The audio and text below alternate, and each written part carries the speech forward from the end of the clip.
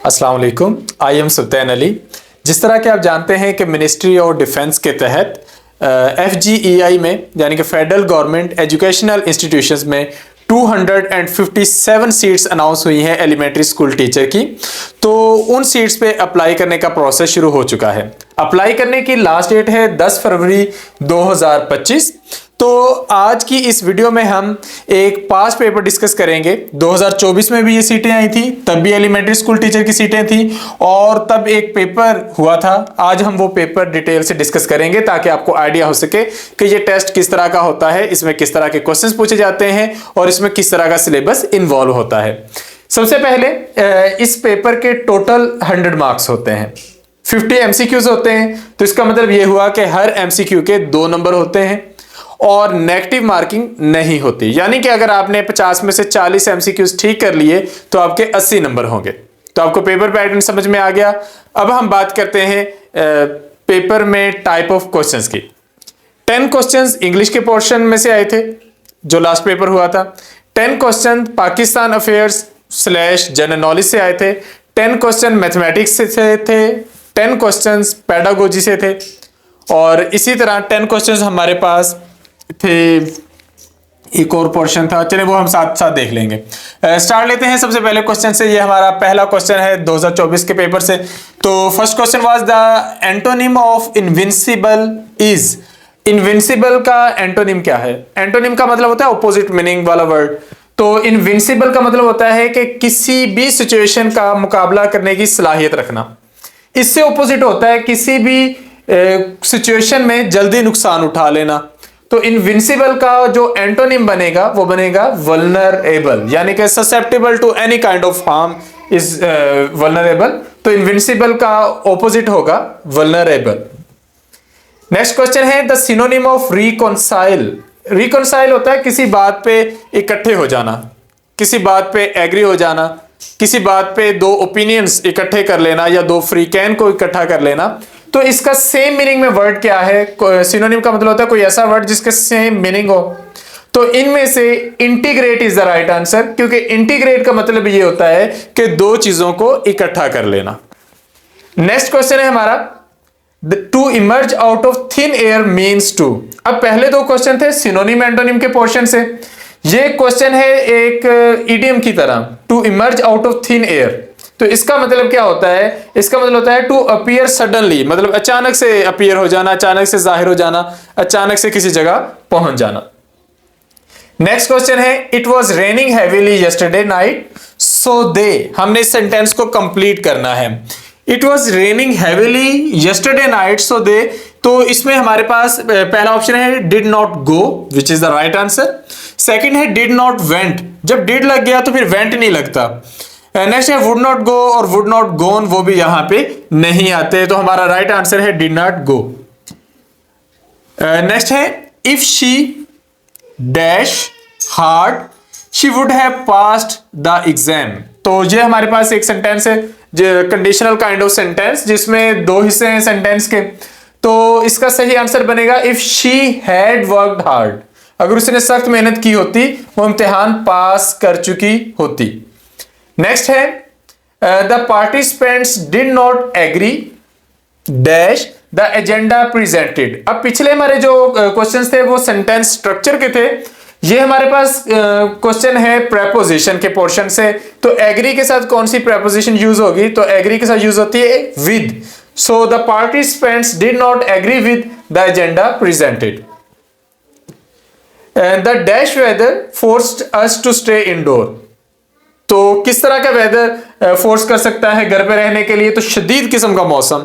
तो उसके लिए जो वर्ड यूज होगा that will be inclement. The inclement weather forced us to stay indoor. Next है choose the correctly spelled word. अब देखिए स्पेलिंग के पोर्शन से भी क्वेश्चन आता है। तो अपॉर्चुनिटी के कौन से स्पेलिंग्स ठीक है वो हमने देखने हैं। तो सही स्पेलिंग है और PPORTUNITY। नेक्स्ट है what type of conjunction is used in the sentence she wanted to go swimming but it was raining. अब हमारे पास कंजक्शन एक ऐसा पार्ट ऑफ स्पीच है जो दो मुख्तलिफ नाउन्स को मिलाने के लिए या दो मुख्तलिफ सेंटेंसेस को मिलाने के लिए यूज किया जाता है। तो ये कंजक्शन की कौन सी टाइप है जो इस सेंटेंस में यूज की गई है? इट इज कोऑर्डिनेटिंग कंजक्शन, यानी कि ऐसा कंजक्शन वर्ड जो दो ऐसे सेंटेंसेस को मिला दे या दो ऐसे नाउन्स को मिला दे, दो ऐसे वर्ड्स को मिला दे जिनकी कंप्लीट सेंस बन रही है, जो पहले से कंप्लीट हो। So she wanted to go swimming, इसकी भी एक कंप्लीट सेंस बन रही है। इट वाज रेनिंग, इसकी भी कंप्लीट सेंस बन रही है। तो ये हमारे पास काफी सारे कोऑर्डिनेटिंग कंजक्शंस होते हैं। इनको आसानी से याद करने के लिए हम अपने एमके प्रिपरेशंस में या अपने प्रिपरेशन के मेथड में हम एक टर्म यूज करते हैं, that is fan boys, FANBOYS। Her term से एक एक कोऑर्डिनेटिंग कंजक्शन बन रहा है, जिस तरह फॉर, एंड, नॉर, बट, और, येट, सो। ये सारे के सारे कोऑर्डिनेटिंग कंजक्शंस हैं और सबकी एक एक एग्जांपल भी हमने स्क्रीन पर डिस्कस की है। आप इसको पॉज करके इसको पढ़ सकते हैं, हर एक एग्जांपल को अलग से। नेक्स्ट है choose a correct indirect sentence for. हमारे पास एक डायरेक्ट सेंटेंस है, हमने इसका इनडायरेक्ट चूज करना है। He said to me where were you. अब इसको जब हम इनडायरेक्ट में लेकर जाएंगे तो इनडायरेक्ट बनेगा, क्वेश्चन पूछा जा रहा है तो he said to me change हो जाएगा, he asked me where I had been. तो ये हमारे पास इसका इनडायरेक्ट बनेगा। नेक्स्ट है द रिमेन। अब ये जनरल साइंस वाला पोर्शन आ गया हमारा। इसमें से भी 10 क्वेश्चन है और आसान है। पहला है द रिमेन्स और traces of living organisms from the past are named as. Bio से क्वेश्चन है, बायो वाले पोर्शन से, कि लिविंग ऑर्गेनिज्म की जो रिमेन्स हैं, बाकियात हैं या ट्रेसेस हैं, हम उन्हें क्या नाम देते हैं? हम उन्हें फोसिल्स कहते हैं। नेक्स्ट है average distance between the earth and the moon is. जमीन और चांद में एवरेज डिस्टेंस कितना है? तो यह बनता है 3,84,400 किलोमीटर, या फिर हम इसे बोलेंगे 384,400 kilometres. Gobi desert is located in. अब ये जनरल नॉलेज का क्वेश्चन है इसमें। तो गोबी डेजर्ट कहां पे है? ये चाइना और मंगोलिया, दो ममालिक में है। सहराए गोबी हम इसे कहते हैं। The freezing point of pure water in Fahrenheit is. पानी का जो प्योर वाटर का फ्रीजिंग पॉइंट वो डिग्री सेंटीग्रेड में तो होता है 0 डिग्री सेंटीग्रेड, लेकिन अगर आप उसे फॉरेनहाइट में लेंगे तो वो बनेगा 32 डिग्री फॉरेनहाइट। नेक्स्ट है which can be made by an odometer. Which can be measured by an odometer. एक ऑडोमीटर के जरिए हम क्या चीज मेजर कर सकते हैं? हम मेजर कर सकते हैं डिस्टेंस को। इससे नेक्स्ट है waves commonly utilised in the night vision devices. तो ये इंफ्रारेड वेव्स यूज की जाती हैं नाइट विजन डिवाइसेस में, और यही वेव्स यूज की जाती हैं रिमोट्स में, जिनके जरिए आप टीवी को कंट्रोल करते हैं। तो ये अब देखें ज्यादातर क्वेश्चन ये जो 3-4 आए हैं ये फिजिक्स के पोर्शन से आए हैं। The other name of thrombocytes in blood cells. Blood cells 3 तरह के पढ़ते हैं, red blood cells, white blood cells और प्लेटलेट्स। तो इनमें से प्लेटलेट्स का एक और नाम है थ्रोम्बोसाइट्स। असल में थ्रोम्बस का मतलब होता है क्लॉट, तो वो ब्लड सेल जो ब्लड क्लॉटिंग में यूज होते हैं वो प्लेटलेट्स हैं। तो ये बायो के पोर्शन से क्वेश्चन है। नेक्स्ट है सिलेक्ट द लाइटेस्ट मेटल। कौन सा मेटल है जो वजन में सबसे हल्का है इनमें से? तो लिथियम है जो इनमें से वजन में सबसे हल्का है, क्योंकि इसका एटॉमिक मास, एटॉमिक नंबर कम है बाकियों से। नेक्स्ट क्वेश्चन है which algorithm is used in artificial intelligence to analyse and understand natural language. तो आर्टिफिशियल इंटेलिजेंस में कौन सा एल्गोरिथम, कौन सी टाइप का एल्गोरिथम यूज किया जा रहा है? तो वो है नेचुरल लैंग्वेज प्रोसेसिंग, हम इसे शॉर्ट में पढ़ते हैं NLP। तो ये हमारे क्वेश्चन थे जनरल साइंस के पोर्शन से। ये अब कंप्यूटर साइंस का हिस्सा जो है वो जनरल साइंस में शामिल करके क्वेश्चन बनाया गया है। नेक्स्ट क्वेश्चन भी कंप्यूटर साइंसेस के पोर्शन से है। The name of second robo which was developed in 1956 for problem solving, learning and interacting with its environment was. तो उसका नाम क्या था? उस सेकंड रोबोट का नाम, उसका नाम था शेकी। तो ये हमारे पास जनरल साइंस में कंप्यूटर साइंस के 2 क्वेश्चन जो हैं वो शामिल किए गए हैं। तो जनरल साइंस के पोर्शन में फिजिक्स, केमिस्ट्री, बायो और कंप्यूटर साइंस 4 तरह के सब्जेक्ट्स में से क्वेश्चंस आते हैं। तो ये डेफिनेटली इस पर मेहनत करनी पड़ती है। नेक्स्ट आ जाता है पाकिस्तान स्टडीज का पोर्शन। इसमें पहला क्वेश्चन है famous Allahabad session was addressed by Allama Iqbal. Allama Iqbal ने अपना मशहूर खुतबा इलाहाबाद कब दिया था? तो ये 1930 में, यानी कि 1930 में इल्लामा इकबाल ने खुतबा इलाहाबाद दिया था। Next question, when was the 18th amendment bill passed by national assembly? Pakistan की कौमी असेंबली ने 18वीं तरमीम का बिल कब पास किया था? तो ये पास किया था 2010 में, अप्रैल 15, 2010। नेक्स्ट क्वेश्चन है, who was elected as speaker of national assembly after 2024 election? Last year जो इलेक्शंस हुए हैं उसमें नेशनल असेंबली का स्पीकर सिलेक्ट किया गया है एजाज सादिक को। नेक्स्ट है, the Lahore resolution was moved by, यानी कि करारदाद लाहौर, जिसे हम करारदाद पाकिस्तान भी कहते हैं, वो किन्होंने पेश की थी? वो पेश की थी मौलवी फजलुल हक, जिन्हें शेर बंगाल मौलवी फजलुल हक भी कहा जाता है। An ancient fort which is accepted as UNESCO World Heritage Site is located in which province and indicate its name? तो ये हमारे पास सबसे फेमस एक फोर्ट है, रोहतास फोर्ट, ये पंजाब में है। इट इज एक्सेप्टेड एज, इसको एक्सेप्ट किया गया है यूनेस्को की वर्ल्ड हेरिटेज साइट के तौर पर। तो इसमें एक कंफ्यूजन होती है कैंडिडेट्स को, वो है रानीकोट फोर्ट को लेकर जो कि सिंध में है। इसको शॉर्टलिस्ट किया गया था इस यूनेस्को हेरिटेज साइट के तौर पर, लेकिन इसको अभी भी टेम्पोरेरीली शामिल किया गया है, अभी भी इसको एक्सेप्ट नहीं किया गया। तो जिसको एक्सेप्ट किया गया है वो है रोहतास फोर्ट, जो कि पंजाब में है। 1997 में इसको वर्ल्ड हेरिटेज साइट के तौर पर यूनेस्को वालों ने एक्सेप्ट किया था। नेक्स्ट हमारा क्वेश्चन है, the senate of Pakistan comprised of dash seat? Pakistan का जो ऐवान बाला है उसमें टोटल सीट्स की तादाद कितनी है? तो टोटल सीट्स है 96।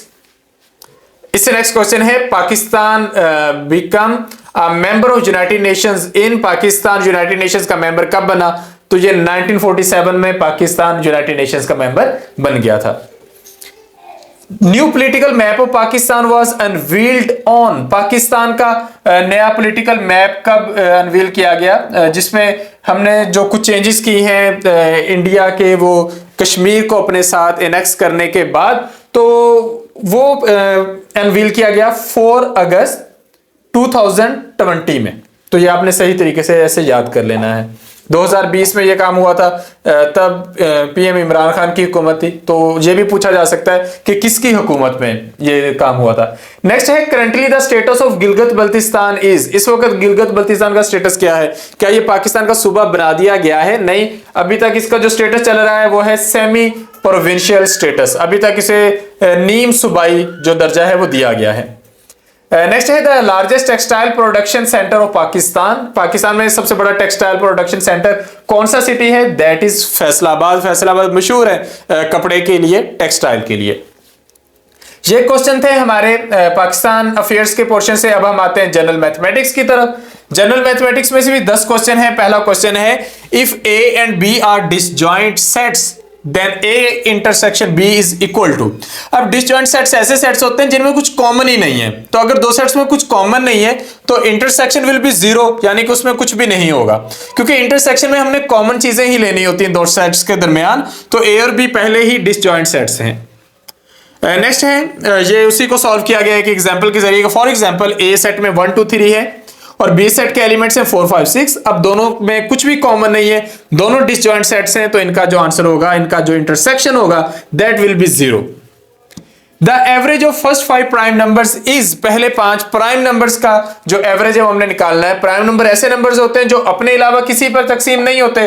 तो सबसे पहले जो 5 प्राइम नंबर हैं वो हैं 2 3 5 7 और 11। आप इन सबको जमा कर लें तो आपका आंसर बनता है 11 और 7 18, 5 23, प्लस 3 26, प्लस 2 28। पांचों को जमा करने से 28 बनता है। अब आपने एवरेज निकालना है तो आप 5 से डिवाइड कर देंगे तो आपका आंसर बन जाएगा 5.6। So 5.6 is the right answer.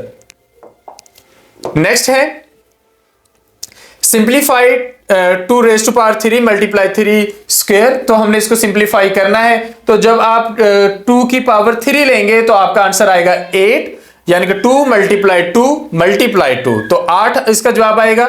3 square का आंसर होगा 9, यानी कि 9। 8 multiply 9 will be 72। The sides of a triangle are in the ratio 3 4 5। If the perimeter is 24 centimeter what is the length of the longest side. तो एक triangle है जिसकी एक side lengthy है, दूसरी उससे लेंथी है और तीसरी उससे भी लेंथी है। तीन साइड्स हैं, यानी कि एक की अगर वैल्यू 3 है, दूसरी की 4 है, तो तीसरी की 5 है।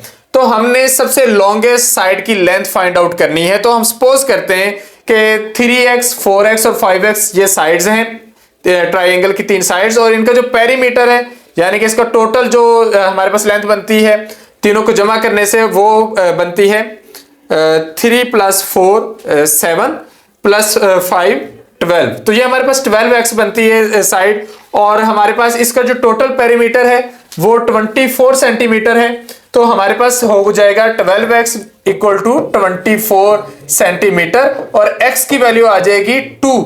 जब हमारे पास x की वैल्यू 2 आ गई तो हमने 5x की वैल्यू फाइंड आउट करनी है, दैट विल बी 10 सेंटीमीटर।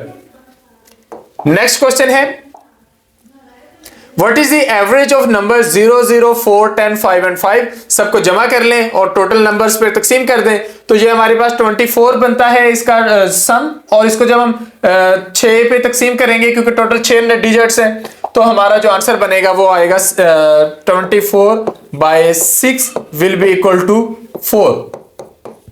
तो 1 2 3 4 5 6 नंबर है, और जमा जब करते हैं 5 + 5 10 + 10 20 + 4 24। तो ये हमारा जो इसका आंसर है वो 4 बनेगा। The range of probability of each event lies between. किसी भी इवेंट का होने के दो ही चांसेस होते हैं, होगा या नहीं होगा। सो answer will B 0 and 1। If the coordinates of a point are -5 and 0 then it lies in।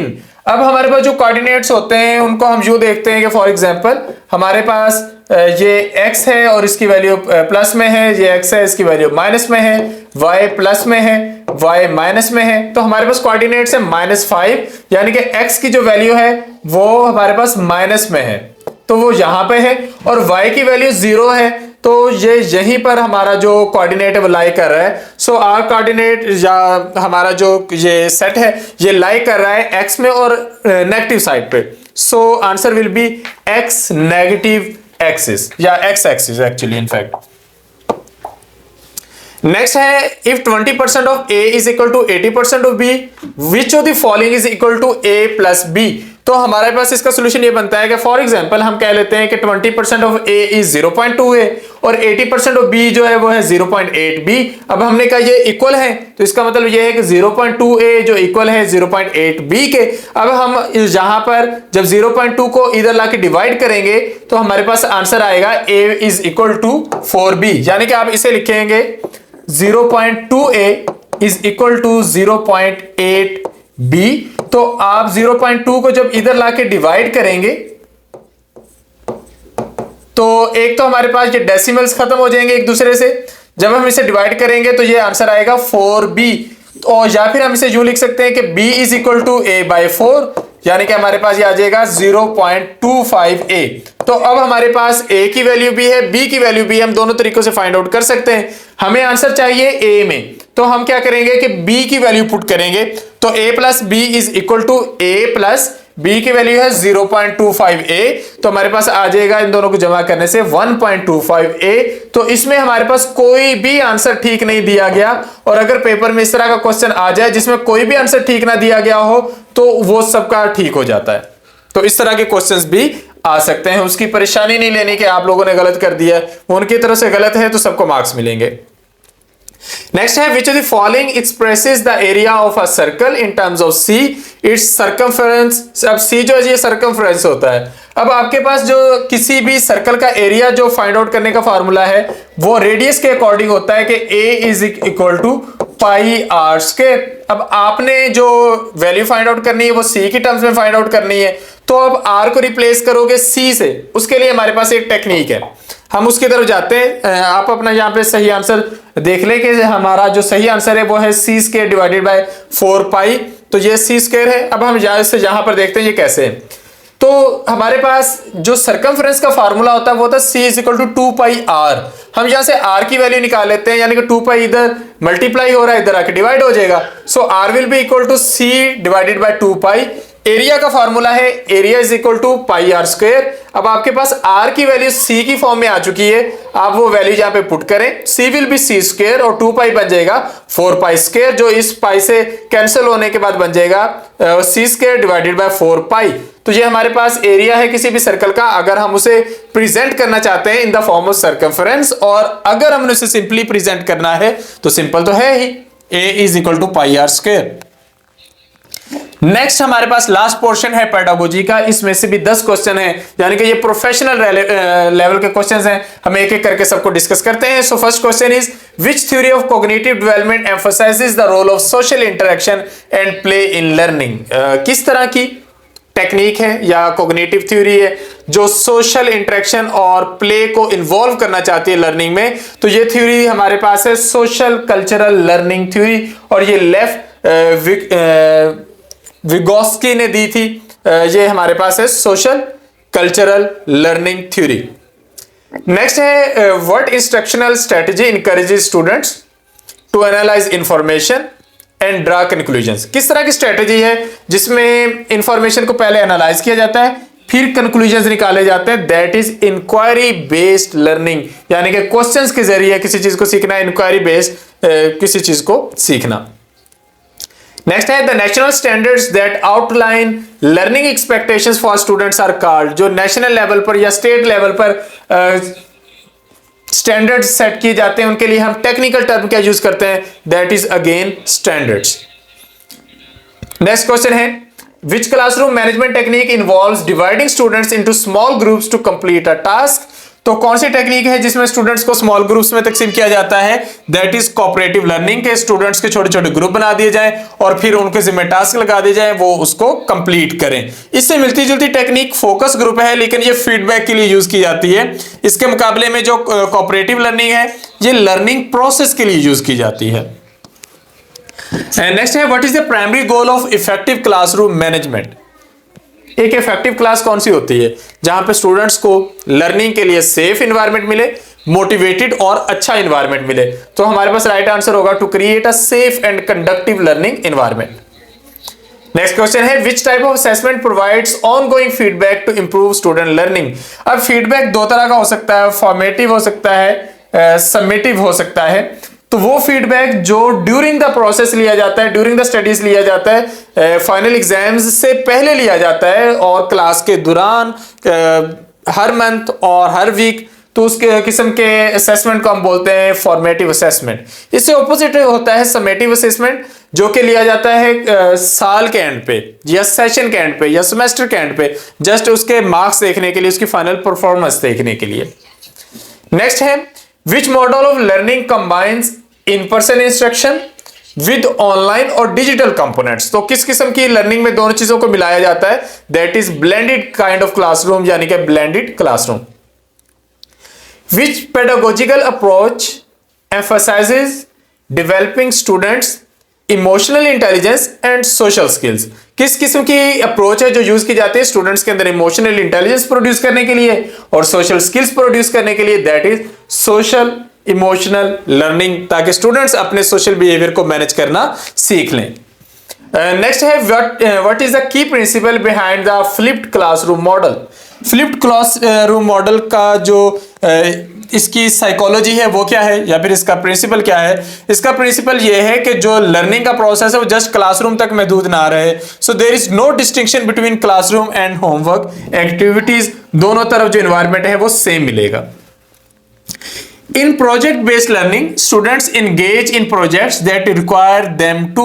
Project-based learning में क्या होता है कि स्टूडेंट्स को किसी टॉपिक को इन्वेस्टिगेट करने का टास्क दिया जाता है या प्रॉब्लम को सॉल्व करने का टास्क दिया जाता है। तो ये हमारा पेपर था जिसमें हमने 50 MCQs डिस्कस किए, एक कंप्लीट पास्ट पेपर। तो इससे आपको आइडिया हो गया होगा कि पेपर किस तरह का आना है, आपको किस तरह की चीजें कंप्लीट करनी है, और रिटन टेस्ट की तैयारी के लिए आपको कौन कौन से मेजर्स, कौन कौन से सब्जेक्ट कवर करना जरूरी है। तो एमके प्रिपरेशन के प्लेटफॉर्म से हम इन पांचों मेजर्स को कवर करेंगे, जिनमें मैथमेटिक्स है, जनरल साइंस है, पाक स्टडीज है, इंग्लिश ग्रामर है और पेडागोजी है। और चूंकि ये परमानेंट बेस्ड जॉब्स हैं तो आप लाजमी तौर पर रिटन टेस्ट क्लियर करना चाहेंगे। और फेडरल में परमानेंट बेस्ड जॉब्स जो हैं, जो कि एलिमेंट्री स्कूल टीचर की हैं, उनकी पे पंजाब और सिंध से ज्यादा होती है। तो अगर आप पे से मोटिवेट होते हैं तो आपको इनके लिए लाजमी तौर पे तैयारी करनी चाहिए। और ये सिक्योर जॉब्स हैं, सेफ जॉब्स हैं, पाकिस्तान के उन डिपार्टमेंट्स में से एक डिपार्टमेंट है जो कि सिक्योर है, जहां पर जॉब हासिल करने के बाद आप महफूज हो जाते हैं। तो आपको लाजमी तौर पर इसकी तैयारी करनी चाहिए और इस पर भरपूर फोकस करना चाहिए। तो एमके प्रिपरेशन के प्लेटफॉर्म से इन सारे सब्जेक्ट्स की तैयारी के लिए सेशन का आगाज हो रहा है 1 फरवरी 2025 में, और इसकी रजिस्ट्रेशन अभी से जारी है। 5000 फी है कंप्लीट सेशन की, यानी कि पूरा सेशन ही आपको सस्ते में पड़ रहा है और 2 महीनों का सेशन है। और इसको ज्वाइन करने के लिए आप इन नंबर्स पर राब्ता कर सकते हैं। अब स्टूडेंट्स हमसे बार बार ये पूछते हैं कि सर टेस्ट कब होना है, तो भाई एफपीएससी ने स्पीड पकड़ ली है। अप्लाई करने की लास्ट डेट अगर 10 फरवरी है तो हो सकता है वो 2 महीनों के अंदर अंदर आपका टेस्ट कंडक्ट करवा लें, यानी कि आपके पास जाया करने के लिए एक भी दिन नहीं है। तो आप लोगों को चाहिए कि बगैर कोई टाइम जाया किए 1 फरवरी से सेशन शुरू हो रहा है तो इन टाइम रजिस्ट्रेशन करवाएं, इन टाइम हमें ज्वाइन करें ताकि आपका एक भी दिन वेस्ट ना हो। तो फौरी तौर पर ज्वाइन करने के लिए आप हमारे साथ इन नंबर्स पर राब्ता कर सकते हैं। सो वीडियो एंड तक देखने के लिए शुक्रिया। Thank you. Allah Hafiz.